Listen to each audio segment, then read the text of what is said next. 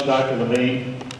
And good afternoon to all of you, new students and parents, grandparents. Thank you for being here on this very special occasion.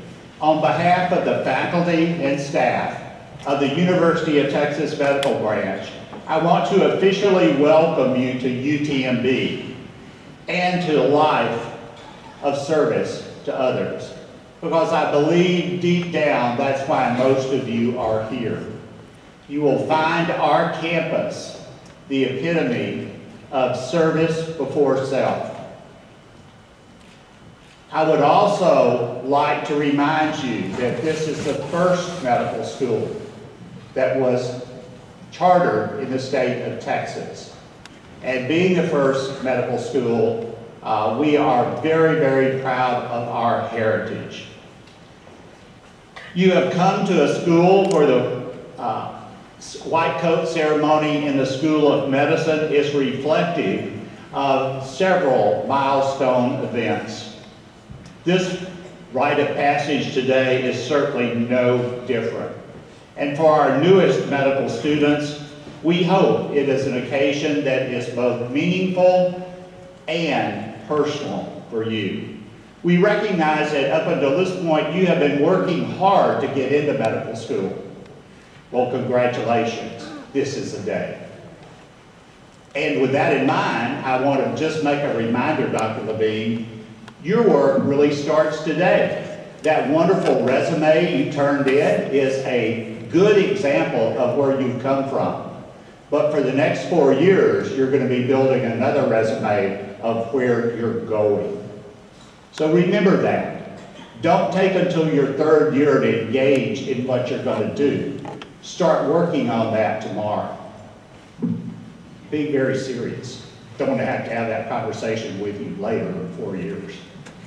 It's also representative of promise of a healthier future for all of us, because you are the problem solvers of tomorrow, and without you, we will not have the workforce or manpower, or brain power, most importantly of all, to solve the riddles ahead of us, not just of the COVID virus and the treatments for neurodevelopmental disorders and neurological diseases, but for all sorts of public health and societal issues that you need to train for today and tomorrow. We know you've worked hard to get to this point, and we certainly congratulate you on that achievement. We know you will work hard in your classes, your clinical rotations, and one day in the future in your residencies to learn the art and the science of medicine. What you learn from your books is important, but we also encourage you to learn from the society around you. That includes the people sitting on either side of you. Learn where they came from. Learn their struggles to get a spot in this medical school class, because it certainly was not easy. Most importantly, we know you will honor the sacred trust placed in you as a member of the healing profession. We'll be proud to stand with you in the future. This is an exciting time for you. And for parents, we would just admonish you, if you're used to speaking with your child, your son or daughter every day, remember, if you don't hear from them, this is a different pace of instruction, this is a different pace of learning. They simply may not have the time, because they are going to be in the books a lot of that time, or in simulation laboratories and in learning experiences. And that is as it should be. At this time, I want to introduce someone who has once been in your shoes, someone that I was greatly influenced by, and that is Dr. Hugh West from the class of 1971. He is the president of UTMB School of Medicine Alumni Association. Dr. West.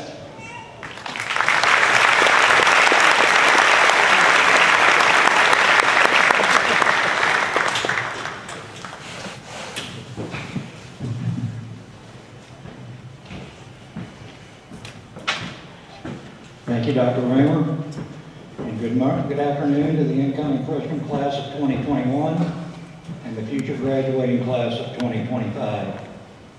My name is Hugh West. I am a 1971 graduate of the UTMB School of Medicine and the current president of its Alumni Association and Board of Trustees. We welcome you to UTMB and the beginning of your medical school career. Years ago, I was in your current position, anticipating the beginning of my own freshman year of medical school with all of the anxiety that you are now experiencing. The many graduates of UTMB School of Medicine who have come before you understand and appreciate the journey that you are about to undertake. These alumni of the UTMB School of Medicine believe in and support you and your future. These dedicated members of the Alumni Association donate their time and their financial resources to ensure your success as a student in this great institution. The white coat that you wear today and the Honor Council pin that you will wear on your lapel have been given to you by these alumni and the Alumni Association. With these gifts, we welcome you to the medical profession and offer our guidance on your journey.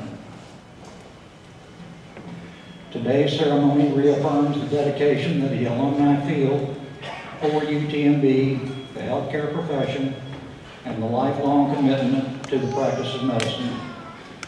On behalf of the School of on behalf of the School of Medicine Alumni Association, we welcome you to UTMB and the medical profession. Thank you, Dr. West, for giving that nice speech to this class. And so now we are going to present one of the many awards that the UTMB School of Medicine gives to their students. The first award to be presented is the Jimmy Doyle Dickens Memorial Award. Details about this award can be found in the program. And the Hamza. Who's that guy? Thank you so much, Hamza. Greetings, everybody. I'm going to raise this up a little bit. I want to offer my welcome to you as well, class of 2025. To be sure, words cannot describe the sense of honor that I feel to be able to address you on this very important day, your white coat ceremony. Since I'm going to be standing up here for about 15 minutes, and the COVID-19 virus is transmitted by aerosols, and there have been well-documented cases of transmission from people speaking for too long or singing, I'm going to go ahead and keep these on. I'm up here the longest, so I have to do that. I do want to thank the organizers of this event, the Honor Education Council, Dr. Woods, Dr. Levine, Dr. Banks, Dr. Perez, and of course, Dr. Mouton, an excellent saxophonist himself, and Dr. Raymer, an excellent appreciator of all music. Family members, these students are here because of your love and your support, so please also give yourselves a round of applause right now.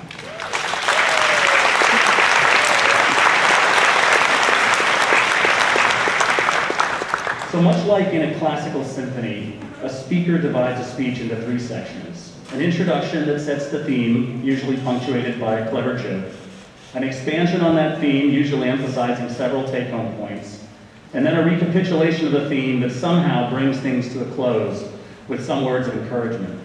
A white coat ceremony speech is extra special. At some point, you have to talk about the history and significance of the white coat, what it means to the medical profession, how it imbues the wearer with a special place in society, one that comes with power, privilege, and responsibility.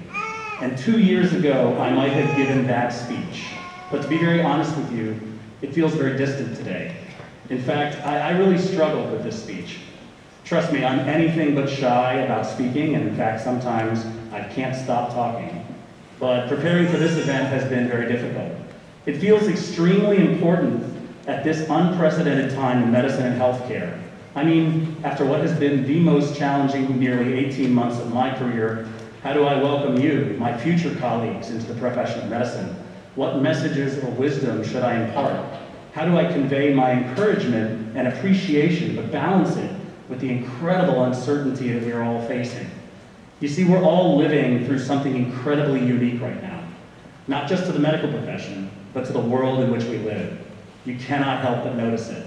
A global pandemic that's rocked the foundations of everything we hold dear, the awakening of a struggle for racial justice, the likes of which have not been seen in decades, the exacerbation of global social and economic disparities that have resulted in profound concentration of wealth, power, and privilege. Finally, a climate crisis that threatens to change how our planet looks and feels for generations to come. And you, an incredible group of people who, as students, have already had to endure such significant challenges, virtual learning, online interviews, physically distant social events. From where I sit, the next several years are going to set the stage for the next era of our history. So with all that pathos, what can I share with you? Well, the easiest thing to do as an egocentrist is to start to share some bits of my story.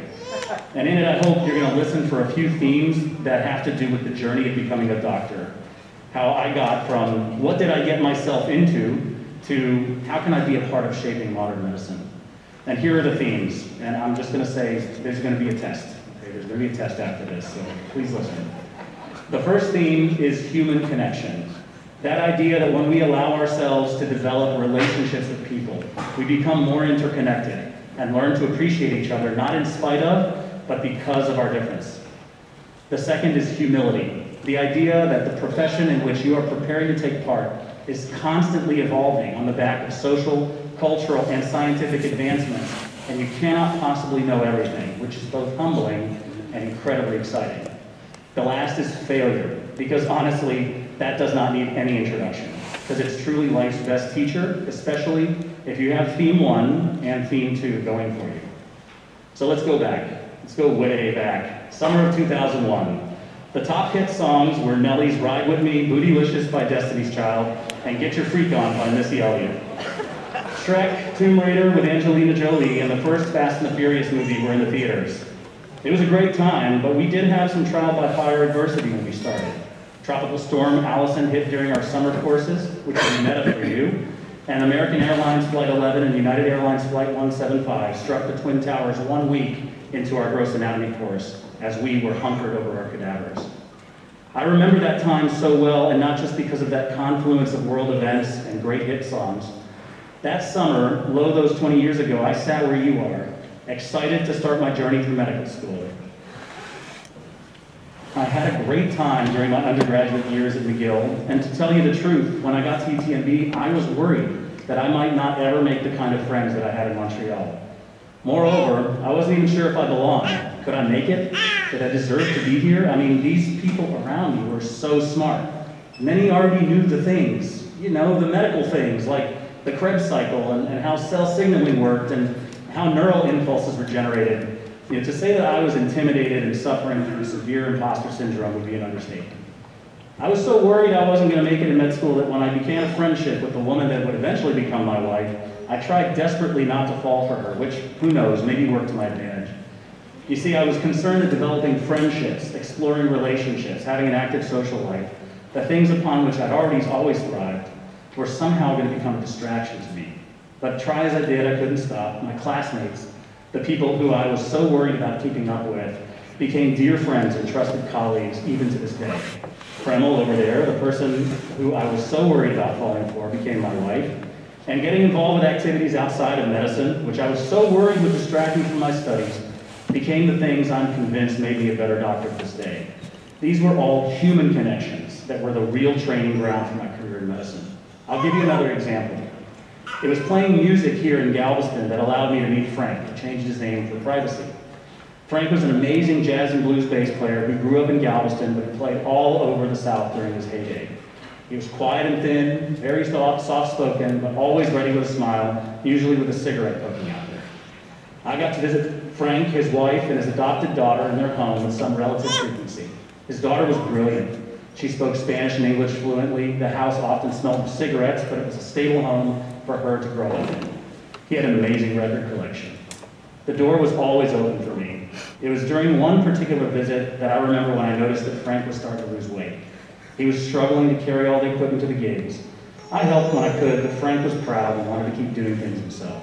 I knew that Frank didn't have health insurance, but at that time, UTMB was a publicly funded state hospital. He didn't need insurance to access incredible doctors who were also our professors. I remember when Frank shared with me that he had been diagnosed with stomach cancer. I was humbled that he felt comfortable to share that with me. It had nothing to do with my short white coat. He didn't want the other guys in the band to know yet because he didn't want to be treated differently. Of course, eventually, like all things, you try to keep private, it came out. He had the surgery, then he got chemotherapy. That took a huge toll. He stopped going out and getting gigs, which meant that his wife needed to pick up more work as a home health assistant. His daughter began to struggle with the social stresses of middle school. As he recovered his strength, all I could think to do was keep bringing him on gigs to help him generate some of the little income he needed to keep the lights on. But he never really came fully back to action. When he finally passed away maybe a year later, he was given a musician's funeral. I was invited to play, to jam with some of the other local artists that were honoring him. It was a celebration of life. And when I looked around, I saw my community. I saw people with whom I'd been able to share experiences. And I was not there because of my role as a future physician, because I'd made a human connection. Frank and the music scene that he opened for me helped me to understand how important it was to connect with people on a level beyond just what medicines I might prescribe, what lab tests I might order, or what surgery I might do. And having that connection with both people and my community was more valuable than any service that I could offer. I took those lessons with me to med school, then to residency, where I trained in general medicine, and then I moved to Southern Africa, Botswana. And that brings me to the second theme, which is humility. When I arrived to Botswana, I was fresh out of residency. I had a lot of knowledge. Well, I thought I had a lot of knowledge. I certainly had plenty of ego. I'd run codes and brought back the dead. I'd treated heart attacks and strokes. I'd become proficient in managing pretty much any kind of clinical or hospital-based problem you could imagine. But guys, this was not Galveston. This was not Providence, Rhode Island. This was not even the Rio Grande Valley. This was Gaborone, Botswana, the capital city and what is generally considered to be one of the most successful democracies on the African continent. And we can unpack what successful means in this context and who gets to define success later, especially if you enroll in our global health program, shameless plug.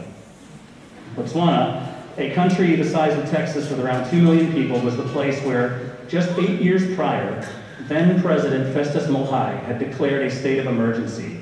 In that famous 2001 speech, he stated, and I quote, "We are threatened with extinction." Let me say that again. The leader of a country where a pandemic raged uncontrollably reached out to the world for help, stating, "We are threatened with extinction." At its worst, the HIV epidemic in Botswana infected about 1 in every 3 people. It claimed mothers, fathers, brothers, sisters, children, and countless friends, families, and loved ones. With the United States approval of the President's Emergency Program for AIDS Relief, PEPFAR, the tide began to turn. Hundreds of thousands of people were placed on life-saving medications. Children that would have passed away now had the chance to live full and healthy lives. By attacking the disease head-on, Botswana was able to start changing the tide for its people. It was a humbling story, but it wasn't just the story of the country that humbled me. I learned humility working with doctors and nurses in the main referral hospital and in rural clinics and hospitals around the country.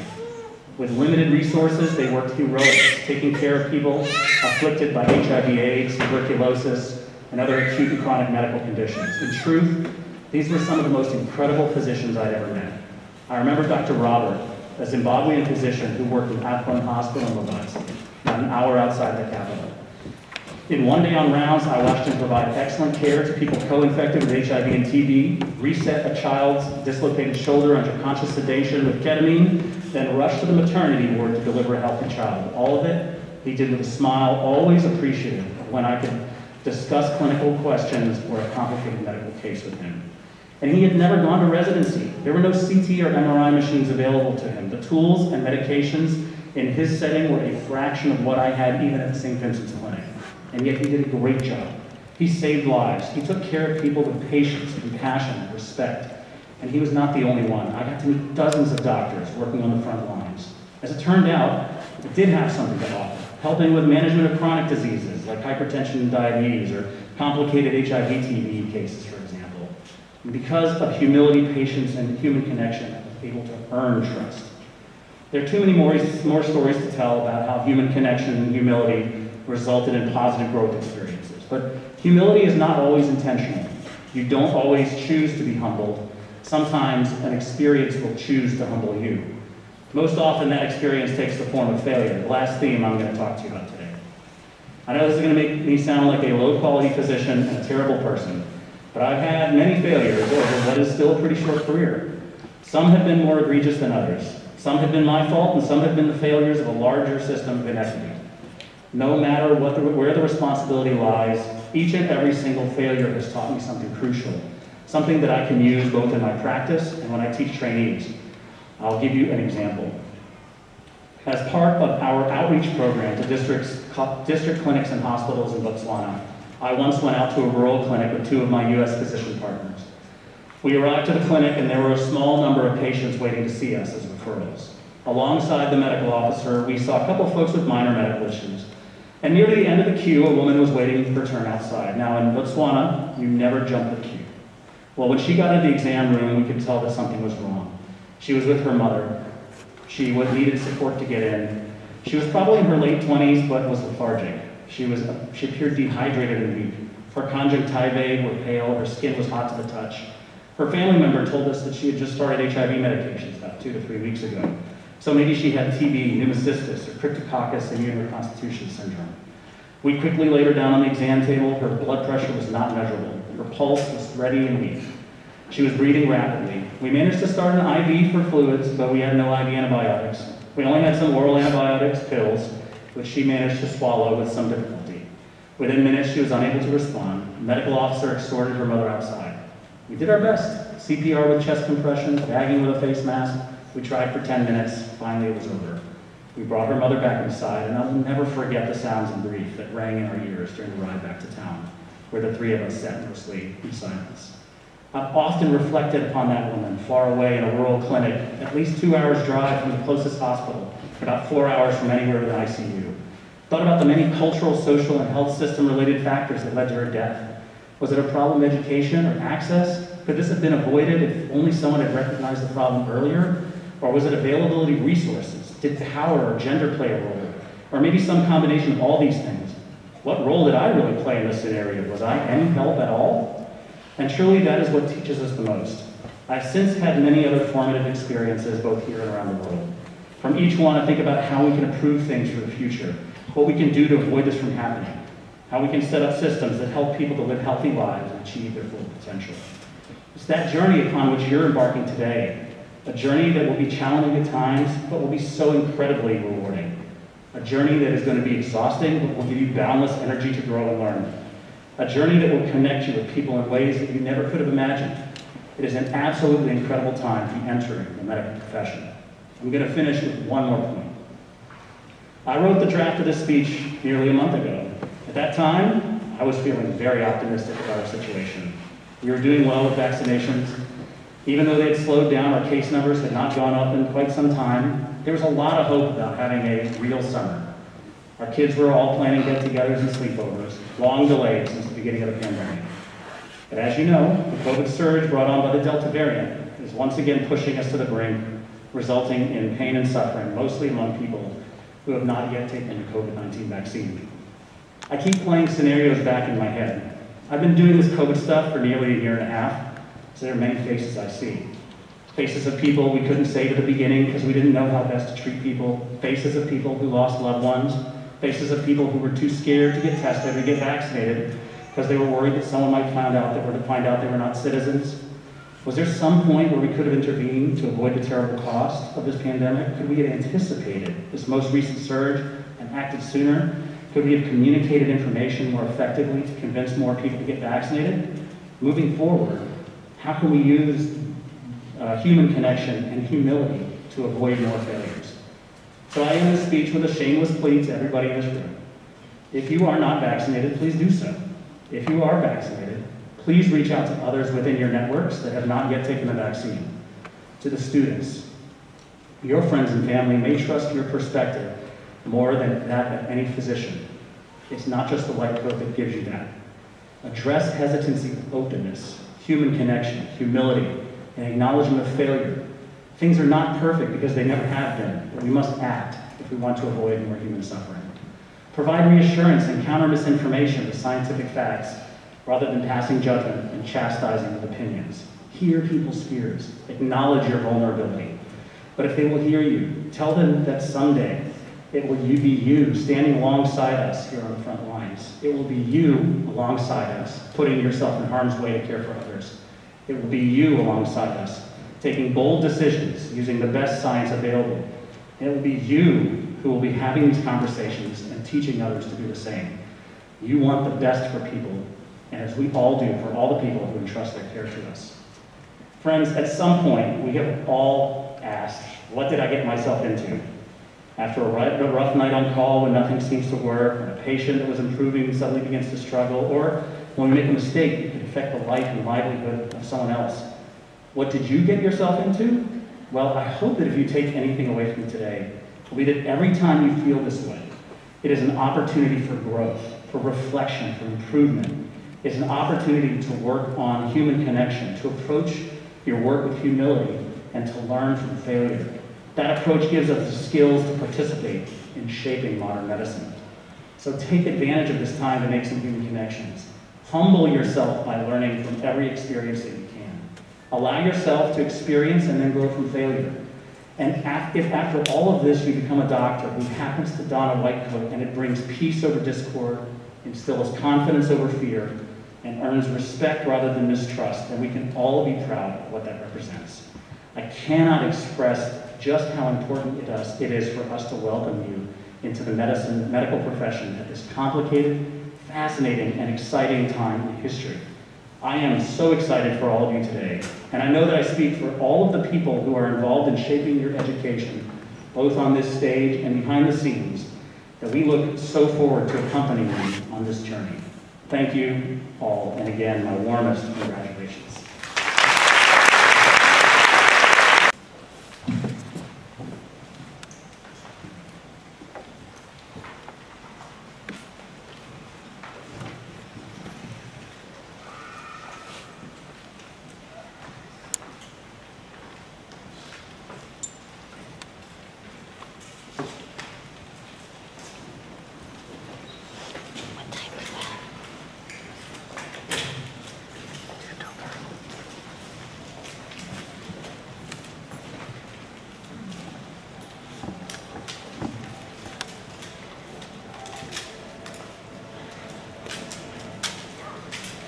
Megan Abaddon.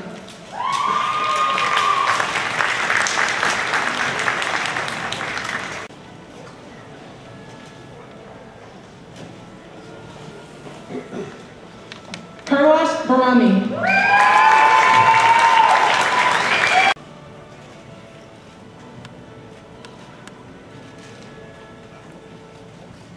Diana Bonilla. Charles Bowen.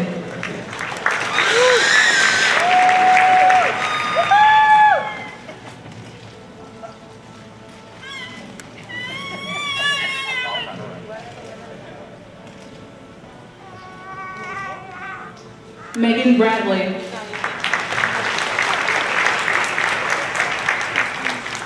Kush Brombat.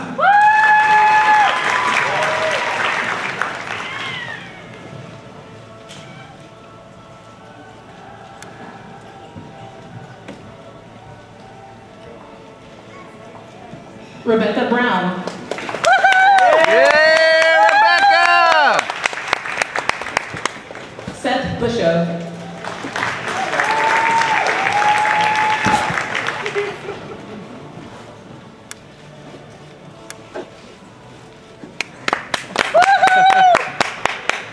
Joe Camarillo.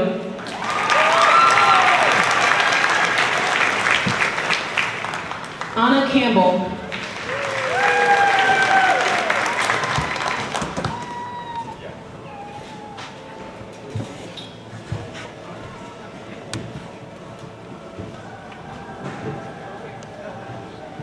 Alicia Cano.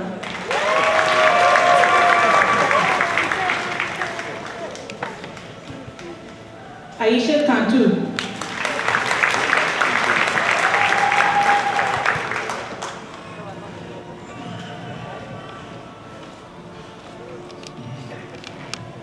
Christy Cow.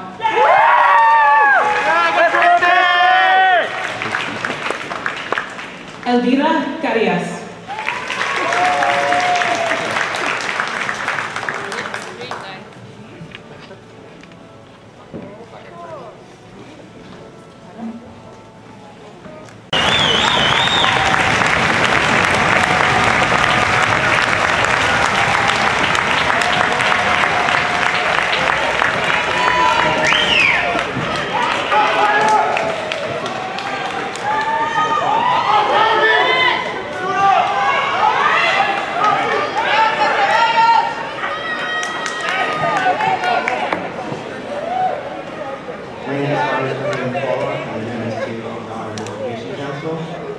like to invite the class of 2025 to join me in the Declaration of Commitment. Please stand and raise your right hand and repeat after me.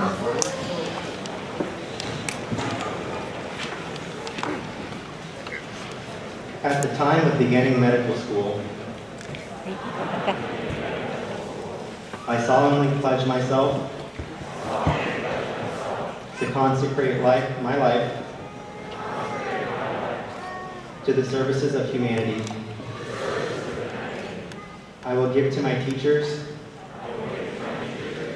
the respect and gratitude which is their due. I will develop my skills with conscience, dignity, and integrity. The health of my patients and myself will be my first considerations. I will honor those things that are confided in me. I will maintain, by all the means in my power, the honor and the noble traditions of the medical profession. My colleagues will be my comrades. I will not permit considerations of religion, nationality, race, party politics, or social standings to intervene between my duty, my peers, and my patients. I will maintain the utmost respect for human life, and I will not use any medical knowledge contrary to law. I make these promises solemnly, freely, and upon my honor.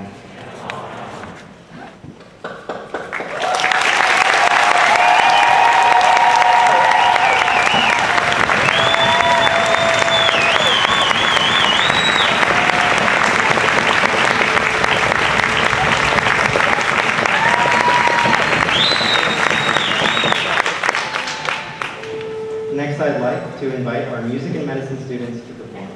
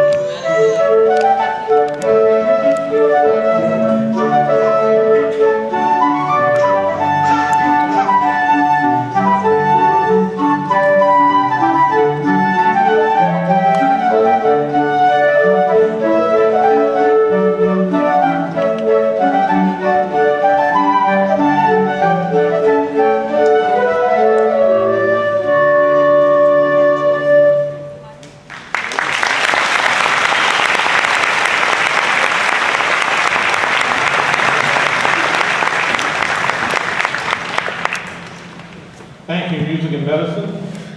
And again, another round of applause for them and all of our new students here in UTMB.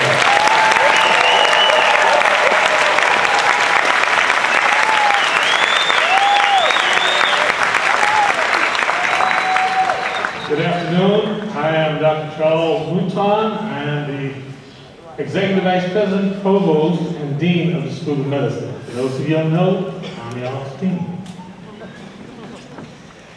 Before the conclusion of this afternoon's events, I'd like to leave our future physicians with a few words. I'd first like to take a second and have you think about your white coats.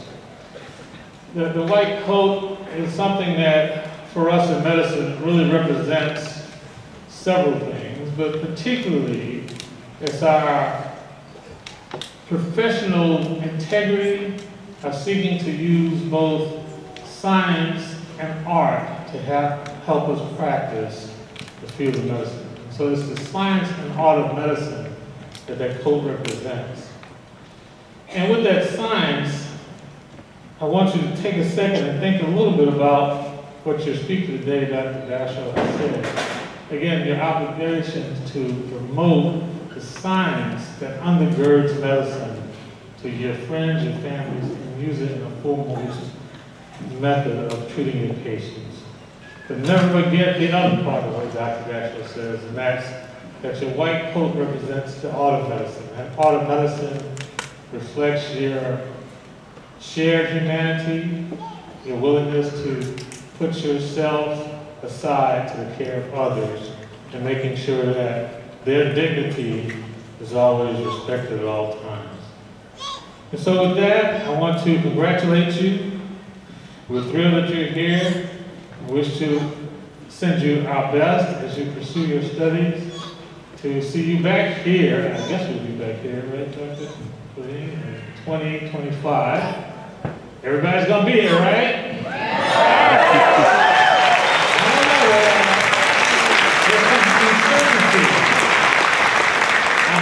I presume everyone will be here. We expect to see you all here. I expect to see your family and friends here. With that, I also like to thank all of the individuals who helped put this program together. Particularly, I'd like to thank Dr. Levine and the Office of Student and Academic Affairs for all their work. I thank the students who have been admitted to this class. I think we'd like to thank the people in Student Affairs, right? I just want to give them a round of applause.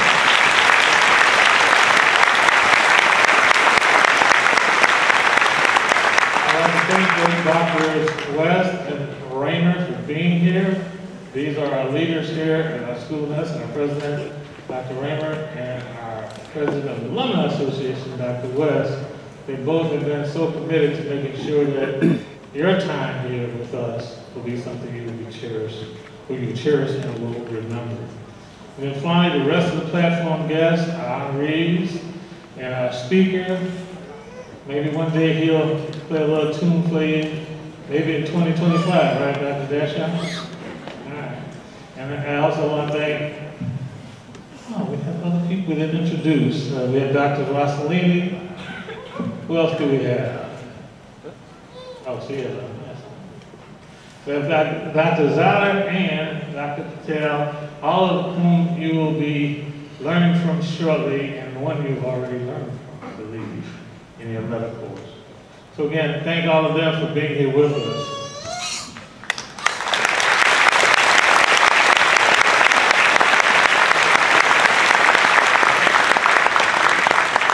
I would like to remind all of our guests to please stay seated while our students process out at the conclusion of the program.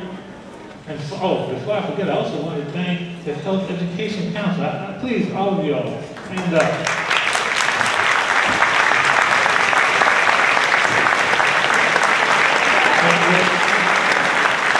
These are the individuals who really did a yeoman's job in putting this program together.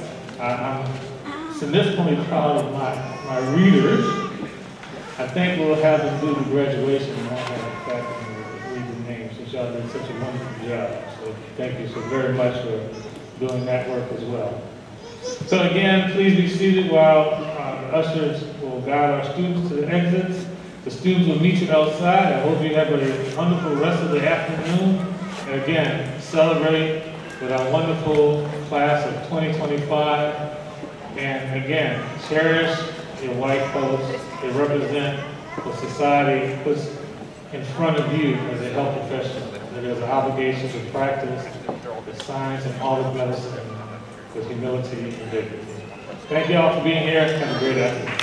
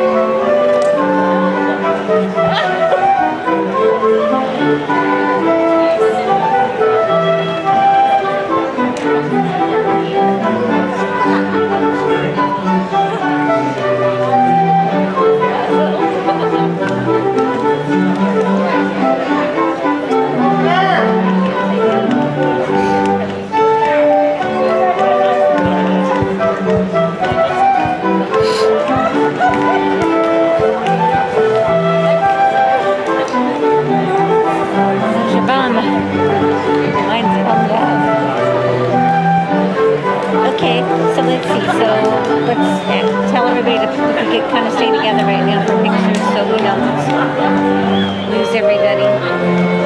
And then I suspected that this was not going to last 3 hours.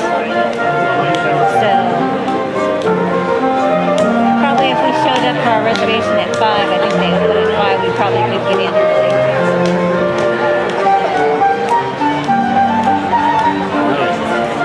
Probably a lot of people sitting in here that have reservations too.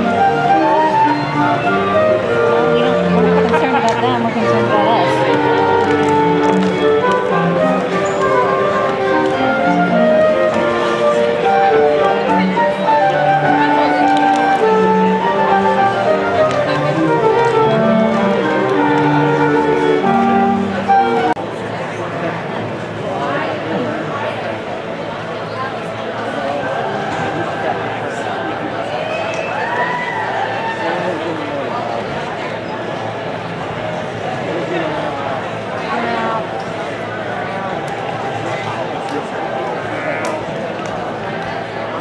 Picture.